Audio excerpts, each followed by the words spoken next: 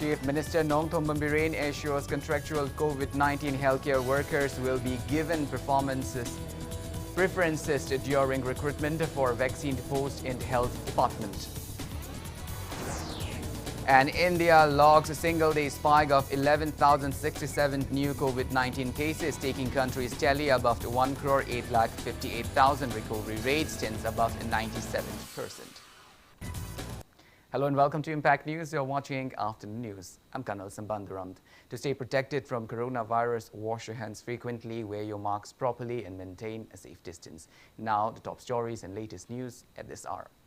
House Leader Chief Minister Nongthom Bambiren today told the House of the 12th session of the 11th Manipur Legislative Assembly on the 6th day that the contractual COVID-19 healthcare workers will be given preferences during any recruitment for a vaccine post in the Health Department.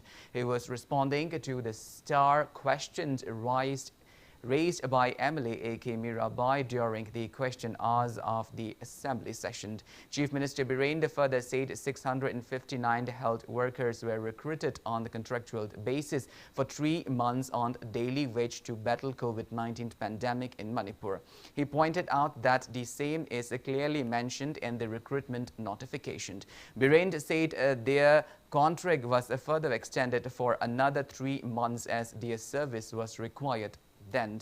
Acknowledging their immense contribution in battling the pandemic outbreak in the state, Chief Minister Nongthom Bambiren made it clear that their service extension is beyond the possibility at present owing to the financial crunch facing the state government. He said that the contractual healthcare workers will be felicitated with special certificates in acknowledgement of their contributions, which they can produce to get special benefits during recruitment drive for any vacant post of the Health Department.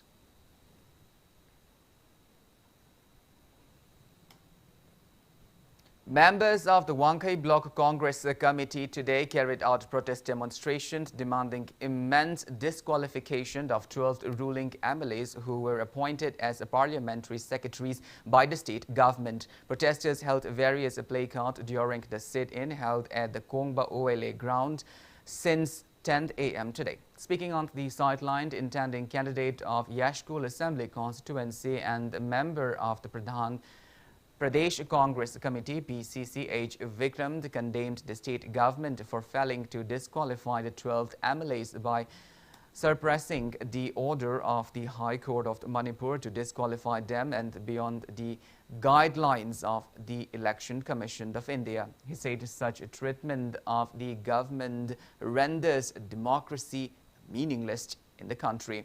H. Vikram warned that Congress party will continue agitation in various parts of the state until the 12 MLAs are disqualified.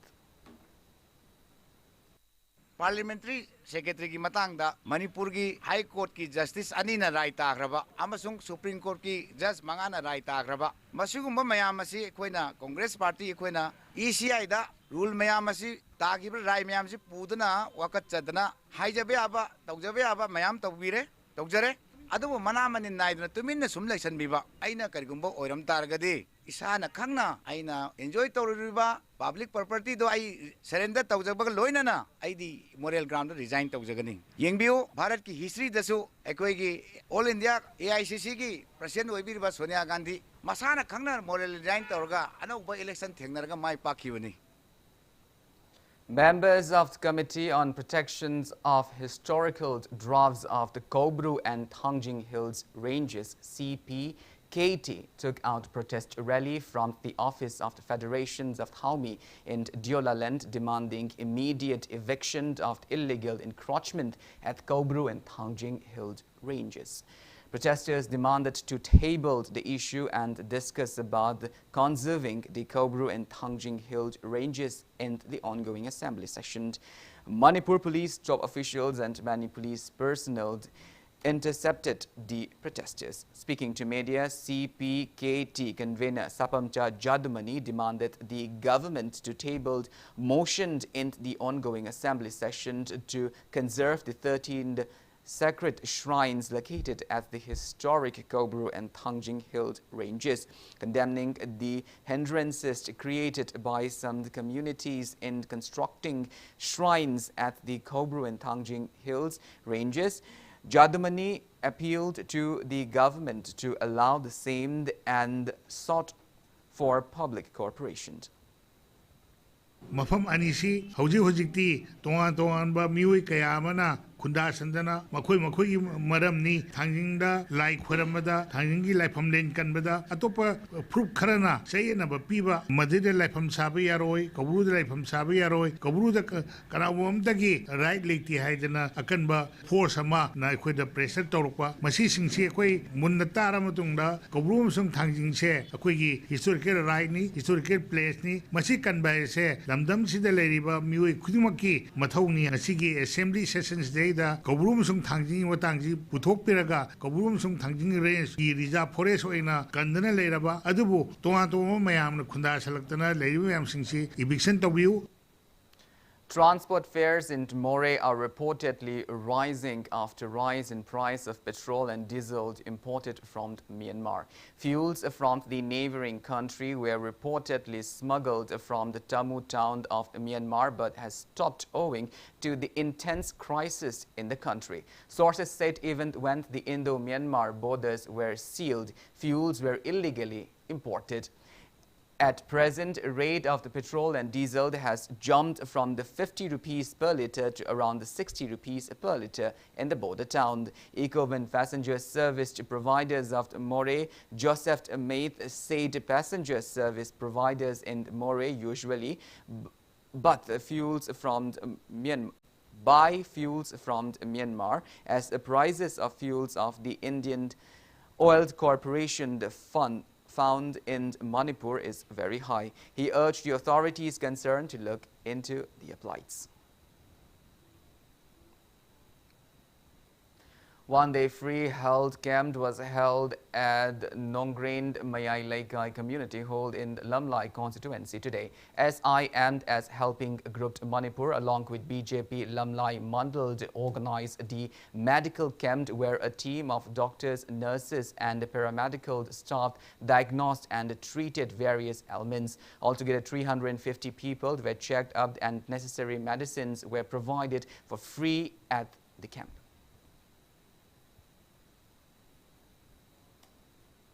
Students of the Prabhavati College in the Mayang Imphal have warned of intense agitations if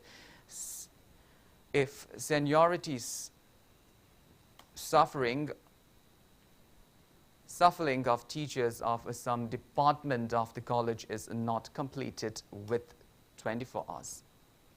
Now it's time for a small commercial break. After the break, we bring you updates on coronavirus cases in India and the world. We'll be back with details after the break. Until then, keep watching Impact News. Panthabi Housing Finance Company Limited, regulated by RBI, specified as a financial institution by the Ministry of Finance, Government of India under SURFACE Act 2002. First license holder public limited housing finance company in the entire northeastern region of India, completed its 15 years of service. Provides home loan with a subsidy amount up to rupees 2.67 lakh under PMAY Credit Link Subsidy Scheme, PMAY CLSS Housing for All by 2022 mission. Government or private employees, businessmen can apply. For more details, kindly contact Panthabi Housing Finance Company Limited or Reporter Mamlaikai Imphal. Classic Hospitality Training Institute introducing this year Diploma in Aviation Management. Eligibility 10+2, age 17 to 25 years. Counseling session from 9 a.m. to 4 p.m. For further details, kindly contact Classic Hospitality Training Institute, Hotel Imphal by the Classic, 3rd floor. Phone number 0385 2422 or 690-935-8685. Welcome back after the break. You're watching Afternoon Bulletin. India has recorded a single-day spike of 11,067 new cases of coronavirus, taking the country's COVID-19 cash lot to 1,858,371 in the last 24 hours. As per the Union Ministry of Health and Family Welfare, that toll has reached 1,55,252 with 94 new COVID-19 fatalities. On the positive note, recovered cases have reached 1,561,608 with 13,087 new recoveries. Country's recovery rate touches 97.27%. Kerala has the highest active cases of above 65,000 in the country. Over 66 lakh people have been vaccinated against coronavirus in India so far. Globally, coronavirus has infected nearly 10 crore 74 lakh people, 15,000 people above 2 crore. 3 lakh 51,000 people have died, and recoveries are above 7 crore 93 lakh 46,000. United States of America has the highest active cases of above 96 lakh 80,000 in the world. China, from where the pandemic started, has only 969 active cases of COVID-19.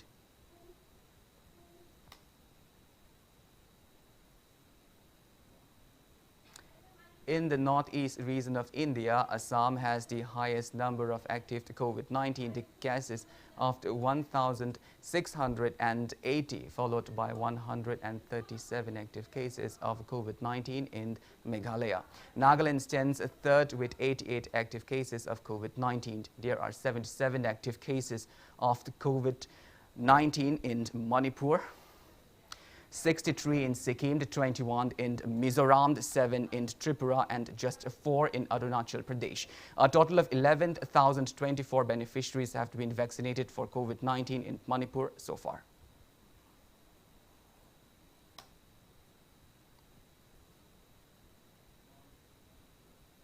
The World Health Organization team of experts investigating the origin of novel coronavirus SARS-CoV-2 in Wuhan said that the virus most probably get transmitted to humans via an intermediary species. Dr. Peter Bend Embarek, head of the World Health Organization led team told their assessment to the press that the findings suggest that the interaction of human through an intermediary host species is the most likely pathway, and one way that will require more studies and more specific targeted research. As the team was wrapping up a nearly 1 month-long visit to Wuhan, he said its investigation has uncovered new information but had not dramatically change the picture of the outbreak. He added that work to identify the origin of the coronavirus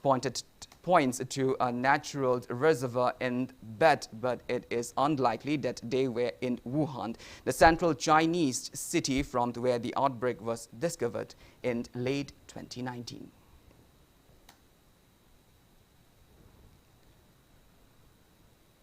Prime Minister Narendra Modi will inaugurate the World Sustainable Development Summit 2021 at 6:30 p.m. today via video conferencing. The theme of the summit is redefining our common future, safe and secure environment of the old. President of Guyana, Dr. Mohamed Irfan Ali, Prime Minister of the Papua New Guinea, James Marip, Speaker of People's Majlis of the Maldives, Mohammad Nasheed, Deputy Secretary General, United Nations, Amina J. Mohammed, and Union Minister of Environment, Forest and Climate Change, Prakash Javadekar, will take part in the summit.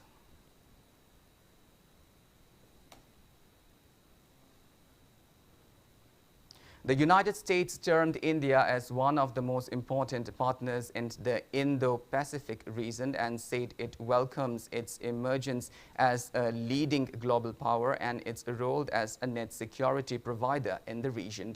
Addressing a media briefing on Tuesday, U.S. State Department spokesperson Ned Price said that the two countries cooperate on a wide range of diplomatic and security issues, including defense and non-proliferation, regional cooperation in the Indo-Pacific, counter-terrorism, peacekeeping, environment, health, education, technology, agriculture, space and ocean, and that list is not exhaustive.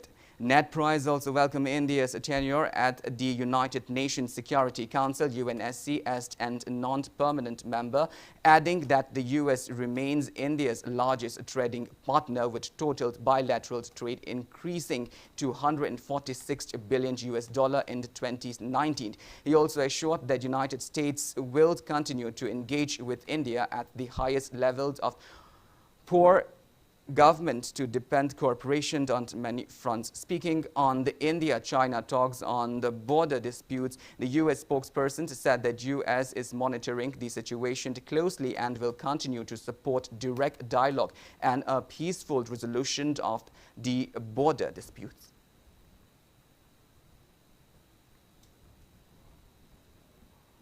Protests spread across Myanmar on Wednesday after the most violent day in demonstration against a coup that brought to a held tentative transition to democracy under elected leader Aung San Suu Kyi. The United States and United Nations condemned the use of the force against protesters who are demanding the reversal of the February 1 coup and the release of Suu Kyi and other detained leaders of her National League of Democracy and LD party and activists. Thousands of people joined demonstrations in the main city of the Yangon and the capital's Nay-Phai Chau. Hundreds of government workers marched in support of a growing civil disobedience campaign. A group of police in the Kenya state in the east also joined the protesters and marched in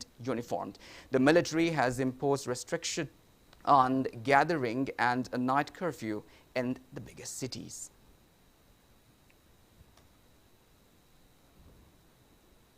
Now the news from the world of sports.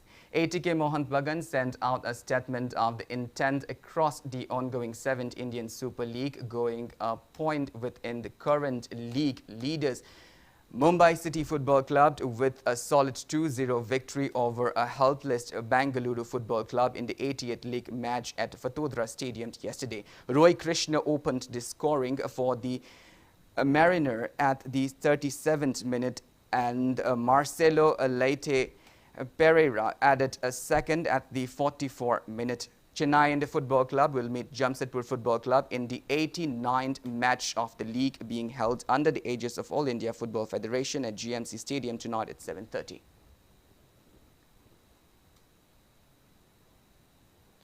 Trau Football Club scrapped past Aizawl Football Club with a 1-0 win in the 35th match of the ongoing 14th I-League at Kalyani Stadium yesterday. Kolkata is hosting the league under the aegis of All India Football Federation since January 9th. The 5th-minute strike by Comrond Toso North, followed by some valiant goalkeeping by Dev Dattan, and the hero of the match, Amrit Gopt, gave the Manipuri club their second win of the season. In the 33rd league match played at Salt Lake Stadium yesterday, Chennai City Football Club defeated Neroka Football Club 2-1. For the winners, Vinit Kumar, Veld Murungan and Damir Afdik score one goal each at 6th and 68th minute of the match. The lone goal of the losing team was scored by Subhash Singh at 80th minute, while round-glassed Punjab moved up to the second spot in the I-League standing after beating Indian Arrows 2-1 in yesterday's 34th league match at Kalyani's Municipal Stadium. For the winners, Baba Daiwara scored 2 goals at 35th and 56th minute, while Wellington Fernandez scored a lone goal of the losing team at 87th minute.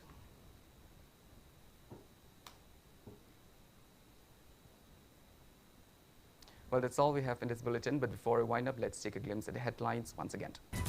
Chief Minister Nongthorn Biren assures contractual COVID-19 healthcare workers will be given preferences during recruitment for vaccine posts in health department.